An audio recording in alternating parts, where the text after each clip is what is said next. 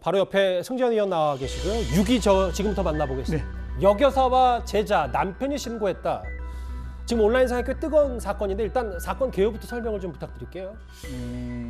대구에 있는 한 고등학교에 있는 여교사가 그 학교에 있는 제자와 부적절한 관계를 맺었는데 예. 사실 부적절한 관계를 맺는 과정에서 이제 부인과 질환이 발생하고 그로 통해서 응급실에 갔다는 겁니다. 그러니까 남편이 어떻게 됐는 거야? 좀 괜찮아? 라고 갔는데 알고 보니까 부인과 질환이니 남편의 입장에서는 진짜 하늘이 무너지는 느낌이었겠죠. 그래서 블랙박스 CCTV를 확인해 보니 이 제자와 함께 모텔에 들어가고 그 모텔에서 119를 타고 나오는 모습이 나왔다는 겁니다.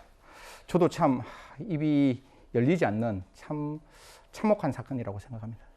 여교사는 지금 그러니까 교사는 예. 해당 교사는 퇴직이 단 상태인데 지금 이후에 수사는 어떻게 좀 진행이 되고 있어요? 일단 이게 우리나라 법이 두 가지 법이 있습니다. 하나는 예. 아동 청소년 성보호에 관한 법률이 있는데 이게 지금 법이 바뀌어가지고 16세 미만인 같은 경우에는 원칙적으로 그 사람의 공공함을 이용했을 때 그 공공함을 이용해서 성행위를 했을 때 처벌할 수 있는 것이고 또 아동복지법에 보면 그 아동을 성행위를 시키거나 아동에게 성희롱적 발언을 했을 때 처벌할 수 있는 17조 규정이 있는데 예. 그 두 가지 다 열어놓고 지금 수사를 하고 있다. 즉 아동 청소년 성보호에 관한 법률뿐만 아니라 아동복지법과 관련된 내용을 지금 살펴보고 있는데 제가 봤을 때에 교사는 학생을 보호하고 가르치는 분이신 것이지 절대로 학생과 부적절한 관계를 맺는 건 아니다. 이거는 일부 교사의 한정되었다는 말씀까지 드리겠습니다. 또 한 번 화면을 좀 봐야 될 것 같은데 승현님 이 부분이에요. 그러니까 예. 남편이 신고를 한 것까지는 이제 다 알겠는데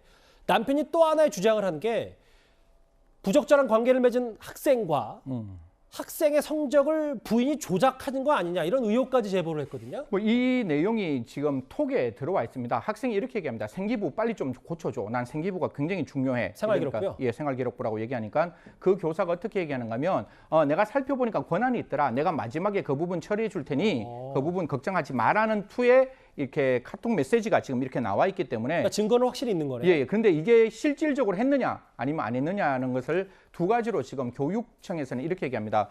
첫 번째, 이 교사에게 이 권한이 있다라는 이야기는 거짓말. 즉 권한이 없고 이 학생의 마지막 수행평가 성적이 저조했기 때문에 특별히 이런 조작했는 건 없지 않느냐라고 교육부는 밝혔지만 경찰 입장에서는 포렌식 해보고 다시 한번 열어보고 정말 권한이 없더라도 그것을 어떤 형태에 이제 넘어가서 들어갔다면 이 부분도 당연히 따져야 되겠죠. 이거는 다른 학생들에 대한 성적을 갈취하는 거잖아요. 그렇죠. 그러니까 편취하는 거기 때문에 이 부분에 문제 있으면 사립고등학교이기 때문에 업무방해죄 성립될 수 있다 말씀드립니다. 그러니까 그 말씀은 실제 조작을 안 했더라도 네. 조작을 시도한 것 자체만으로도 범죄를 따져 물을 수 있다 이 말씀이에요? 네, 사실 조금 어려운 말인데 업무방해죄라는 게 추상적 위헌범이에요. 예. 그러니까 업무가 방해될 여지가 있으면 위험성이 있으면 처벌할 수 있기 때문에 흔히 말해서 그렇게 하려고 했던 정황이 있으면 기수범으로 처벌할 수 있습니다.